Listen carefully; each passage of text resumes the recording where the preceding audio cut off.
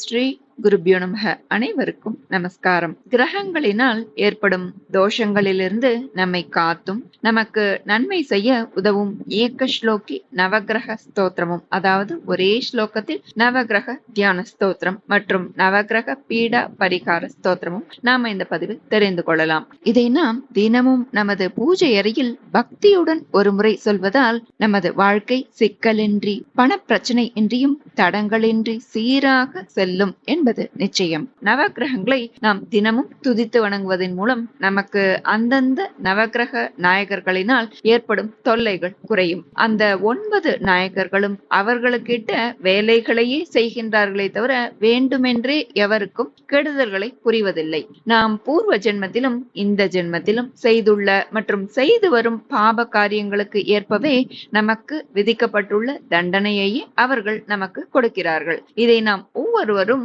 புரிந்து கொள்வது மிக அவசியம். நாம் செய்துள்ள பூர்வ ஜென்ம பாப புண்ணியங்களின் கணக்கின்படி நமக்கு ஒரு குறிப்பிட்ட பிறப்பு தரப்படுகின்றது. நமக்கு கொடுக்கப்பட்டுள்ள அப்படிப்பட்ட பிறப்பில் இன்ன காலத்தில் இன்ன தண்டனை, கீர்த்தி, சோதனை போன்று நல்லது கெட்டது விஷயங்கள் இவற்றையெல்லாம் பெற வேண்டும் என முடிவெடுக்கப்படுகின்றது. அதைத்தான் ஜாதகமாக கணித்து நம் ஜாதகத்தில் அந்த கிரக தோஷம் உள்ளது, இந்த கிரக தோஷம் உள்ளது என்று கூறுவார்கள். கிரக தோஷம் என்ன என்றால் குறிப்பிட்ட தண்டனையை தரக்கூடிய நவகிரக நாயகர்கள் தரும் தண்டனை காலத்தையே கிரக தோஷம் என்று கூறப்படுகின்றது. அது மனவேதனை, பண விரயம், ஷரீர கஷ்டங்கள், தேவையற்ற அலைச்சல், கிடைக்க வேண்டியது கிடைக்காமல் இருப்பது, பொருள் நாசம், காரிய தடை, இன்ன பிற எல்லாம். இப்படிப்பட்ட தண்டனைகளை தரவல்ல நவகோள் நாயகர்களினால் அந்தந்த நேரத்தில் தரப்படும் தண்டனையை குறைத்து அளிக்கவும் முடியும். அதற்காகத்தான் நாம் நவகிரக தரிசனங்களை தொடர்ந்து செய்து வர வேண்டும். அந்தந்த கிரகங்களுக்கு பீடா பரிகாரம் போன்றவற்றையும் செய்வது அவசியம். அவ்வப்போது வேண்டுமென்றே சில கடின தண்டனையையும் சோதனைகளையும் தருவார். ஏனென்றால் நாம் செய்த கர்ம வினைகளுக்கு தண்டனைகளை கொடுத்துதானே ஆக வேண்டும், அதை நாம் ஏற்றுதானே ஆக வேண்டும் அல்லவா? அதையும் பொருட்படுத்தாமல் நாம் தொடர்ந்து மனதை தளரவிடாமல் நமக்கு நல்லது மட்டுமே செய்வார் என்ற மனத்தோடு அவரை வழிபட்டால் கிடைக்க உள்ளது நன்மைதானே தவிர வேறு அல்ல என்பதை நாம் அவசியம் புரிந்து கொள்ள வேண்டும். கடும் தண்டனையை கொடுக்க நம்மை நோக்கி வருபவர் முன்னால் வருவார். நவகிரக நாயகரிடம் நாம் கை கூப்பி நின்றால் அவர் மனதில் நம்மேல் ஒரு பரிதாப உணர்வு தோன்றுமாம். அப்போது அவர் தர உள்ள தண்டனையின் வேகத்தின் தன்மையையும் குறைத்து விடுவாராம். அதனால் நாம் நமது வேண்டுதலை ஒருபோதும் கைவிடக் கூடாது. அதற்காகத்தான் கிரக பரிகாரம் என்ற பெயரில் நவகிரக நாயகர்களை பல வகைகளிலும் பூஜித்து திருப்திப்படுத்தலும் அவரையே சுற்றி வந்து நவகிரக பிரதட்சணம் செய்வதும் அவசியம் என்று சொல்லப்படுகிறது.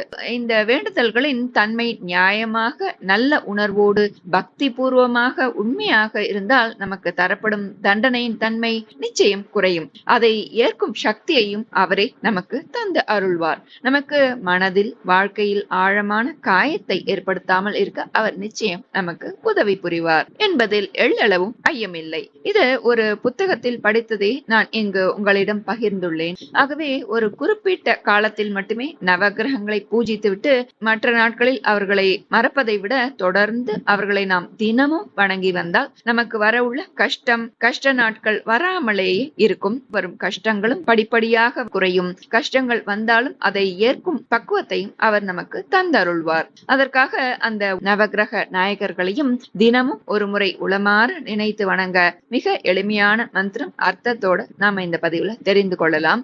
அதை தினசரி சொல்வதன் மூலம் நமது வாழ்க்கை சிக்கலின்றி பண பிரச்சனைகளின்றி தடங்களின்றி சீராக சென்று கொண்டிருக்கும் என்பது நிச்சயம்.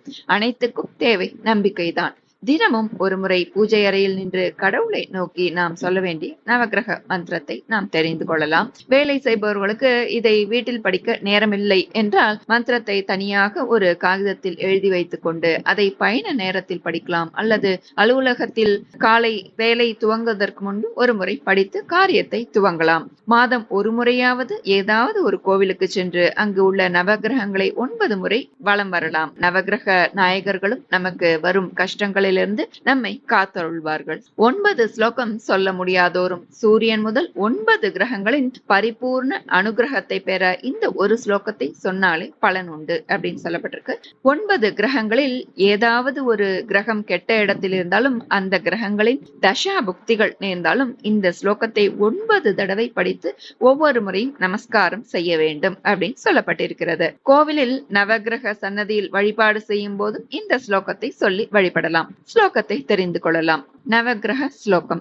ஆரோக்கியம் பிரததாதுனோ தினகரஹ சந்திரோ யசோ நிர்மலம் பூதிம் பூமிசுதோ சுதாம்சு தனயஹ பிரக்ஞாம் குருர் கௌரவம் காவ்ய கோமல வாக்விலாச மதுலம் மந்தோ முதம் சர்வதா ராகுர் பாகுபலம் விரோத சமனம் கேது குலஸ்யோன்னதிம்.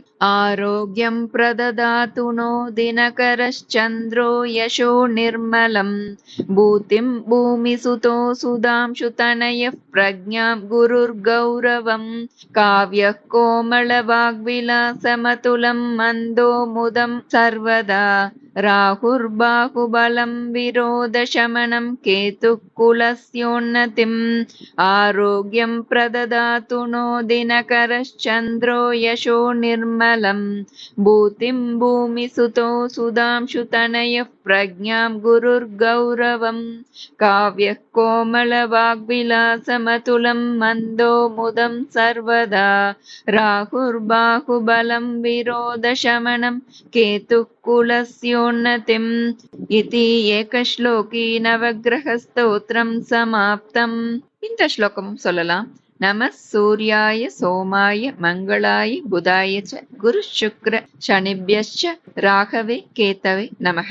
இந்த ஸ்தோத்திரத்தோட பொருள்: எல்லோருக்கும் ஆரோக்கியத்தை அருளும் சூரிய பகவானே, கீர்த்தியை குறைவின்றி வழங்கும் சந்திரனே, ஐஸ்வர்யங்களை அள்ளித்தரும் அங்காரகனே, நல்ல புத்தியை நல்கும் புத பகவானே, நல்ல மதிப்பை அருளும் குரு பகவானே, பிறர் போற்றும் வண்ணம் அழகிய பேச்சு திறமையை வழங்கும் சுக்கிரனே, சுகத்தை குறைவின்றி தரும் சனி பகவானே, நல்ல உடல் பலத்தையும் விரோதிகள் மேல் வெற்றியும் நல்கும் ராகுவே, குல அபிவிருத்தி அருளும் கேதுவே, உங்கள் அனைவருக்கும் நமஸ்காரம்.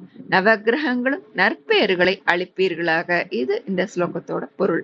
அடுத்து நவகிரக பீடாகர ஸ்தோத்திரம் பார்க்கலாம். நவகிரக பீடாகர ஸ்தோத்திரத்தை தொடர்ந்து பாராயணம் செய்வதன் மூலம் 9 கிரகங்களால் ஏற்படும் பிரச்சனைகள் மற்றும் சிரமங்களிலிருந்து விடுபடலாம். நவகிரக பீடாகர ஸ்தோத்திரம். கிரகாணாமாதிராதித்யோ லோகரக்ஷணகாரகः விஷமஸ்தான சம்பூதாம் பீடாம் ஹரது மே ரவிः. கிரகாணாம் ஆதிராதித்யோ லோகரக்ஷணகாரகः விஷமஸ்தான சம்பூதாம் பீடாம் ஹரது மே ரவிः.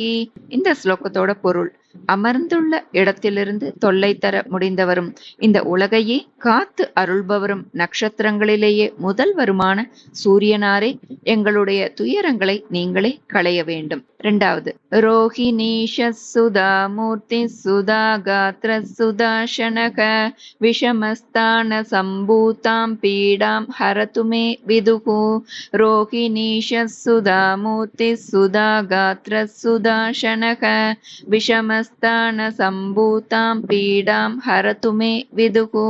இதன் பொருள்: அமர்ந்துள்ள இடத்திலிருந்து தொல்லை தர முடிந்தவரே, அமிர்தமானவரே, அமிர்தத்தின் மீது அமர்ந்து கொண்டு அமிர்தத்தையும் பொழிபவரே, ரோஹிணி நட்சத்திரத்தின் தலைவனான சந்திரனே, எங்களுடைய துயரங்களை நீங்களே களைய வேண்டும். அடுத்தது, பூமி புத்ரோ மகாதேஜா ஜகதாம் பயகிருத் சதா விருஷ்டி கிருத் விருஷ்டி ஹர்த்தா ச பீடாம் ஹரது மே குஜஹ. பூமி புத்ரோ மகாதேஜா ஜகதாம் பயகிருத் சதா விருஷ்டி கிருத் விருஷ்டி ஹர்த்தா ச பீடாம் ஹரது மே குஜஹ. இதன் பொருள்: நினைத்தால் மழையை தந்தும் நினைத்தால் அதை தடுத்தும் இந்த உலகில் பயத்தை ஏற்படுத்தும் பூமியின் புதல்வனே, என்றும் ஜொலித்தபடி இருக்கும் அங்காரகனே, எங்களுடைய துயரங்களை நீங்களே களைய வேண்டும். அடுத்து, உத்பாத ரூபோ ஜகதாம் சந்திர புத்ரோ மகாத்யுதிஹி சூரிய பிரியகரோ வித்வான் பீடாம் ஹரது மே मे बुधः उत्पातरूपो जगतां चन्द्रपुत्रो महाद्युतिः சூரியப்பிரியகரோ வித்வான் பீடாம் ஹரது மே புதக. இதன் பொருள், இந்த பூமியில் அனைத்தையும் படைப்பவனே அதி புத்திசாலியும் சந்திரனின் மகனுமானவரே, சூரியனாரால் நேசிக்கப்படுபவரில் முதல்வனான புத பகவானே, எங்களுடைய துயரங்களை நீங்களே களைய வேண்டும். அடுத்து, தேவ மந்திரி விஷாலாக்ஷக சதா லோகஹிதே ரதக அநேக சிஷ்ய சம்பூர்ண பீடாம் ஹரது மே குருஹு. தேவ மந்திரி விஷாலாக்ஷக சதா லோகஹிதே ரதக அநேக சிஷ்ய சம்பூர்ணக பீடாம் ஹரது மே குருஹு. இதன் பொருள், பெரிய கண்களை கொண்டவரும் தேவசபை அமைச்சருமானவரே, இந்த உலகை என்றும் காத்து நிற்க நினைப்பவரே, பல சீடர்களை தன்வசம் கொண்ட குரு பகவானே, எங்களுடைய துயரங்களை நீங்களே களைய வேண்டும். அடுத்தது, தைத்திய மந்திரி குருஸ்தேஷாம் பிராணதஷ்ச மகாமதிஹி பிரபுஸ்தாரா கிரகாணாஞ்ச பீடாம் ஹரது மே பிருகுஹு. தைத்திய மந்திரி குருஸ்தேஷாம் பிராணதஷ்ச மகாமதிஹி பிரபுஸ்தாரா கிரகாணாஞ்ச பீடாம் ஹரது மே பிருகுஹு. இதன் பொருள், ராட்சசர்களுக்கு ஆசானாகவும் போதனை செய்பவராகவும் உள்ளவரே, இந்த உலகில் அதிபுத்திசாலியாக விளங்குபவரே, நட்சத்திரங்கள் மற்றும் கோளங்களுக்கு தலைவனாக உள்ள சுக்கிர பகவானே, எங்களுடைய துயரங்களை நீங்களே களைய வேண்டும். அடுத்து, சூரிய புத்ரோ தீர்கதேகா விஷாலாக்ஷ சிவ பிரியக மந்தாச்சார பிரசன்னாத்மா பீடாம் ஹரது மே சனிஹி. சூரிய புத்ரோ தீர்கதேகா விஷாலாக்ஷ சிவ பிரியக மந்தச்சார பிரசன்னாத்மா பீடாம் ஹரது மே சனிஹி. இதன் பொருள், மெல்ல சென்றாலும் என்றும் பொலிவுடன் இருப்பவரே, சூரியனின் புதல்வரே, பெரும் உடலமைப்பை கொண்டவரே, சிவனை போன்ற பெரிய கண்களை கொண்ட சனி பகவானே, எங்களுடைய துயரங்களை நீங்களே களைய வேண்டும். அடுத்து, மகாஷிரா மகாவக்த்ரோ தீர்கதம்ஷ்ட்ரோ மகாபலக அதனுஷ்சோர்த்வகேஷஸ்ச பீடாம் ஹரது மே சிகீஹி. மகாஷிரா மகாவக்த்ரோ தீர்கதம்ஷ்ட்ரோ மகாபலக அதனுஷ்சோர்த்வகேஷஸ்ச பீடாம் ஹரது மே சிகீஹ். இதன் பொருள், பெரிய தலை மற்றும் கம்பீரமான குரலை கொண்டவரே, பலமான பெரிய பற்களை கொண்டவரே, நீண்ட தலைமுடியுடன் உலவுகின்ற ராகு பகவானே, எங்களுடைய துயரங்களை நீங்களே களைய வேண்டும். அடுத்து, அநேக ரூப வர்ணைஷ்ச சதசோத சஹஸ்ரஷக உத்பாத ரூபோ ஜகதாம் பீடாம் ஹரது மே சிகி. அநேக ரூப வர்ணைஷ்ச சதசோத சஹஸ்ரஷக உத்பாத ரூபோ ஜகதாம் பீடாம் ஹரது மே சிகி. இதன் பொருள், வண்ணமயமான பல உருவங்களை கொண்டவரே, ஒரு முறை அல்ல பல்லாயிரம் முறை எம்மை தூய்மைப்படுத்துபவரே, பேராபத்துகளின் உருவமான கேது பகவானே, எங்களுடைய துயரங்களை நீங்களே களைய வேண்டும். இது இந்த ஸ்லோகத்தோட பொருள். இதி நவகிரக பீடாகர ஸ்தோத்திரம் சம்பூர்ணம். அனைவரும் பக்தியுடனும் நம்பிக்கையுடனும் இதை தினமும் சொல்வதன் மூலம் நமது வாழ்க்கை சிக்கலின்றி, பண பிரச்சனைகளின்றி, தடங்களின்றி சீராக செல்லும் என்பது நிச்சயம். அனைவரும் இந்த நவகிரக ஸ்தோத்திரத்தை பாராயணம் செய்து பலன் பெறுவோம். நல்லதே நடக்கும். நமஸ்காரம்.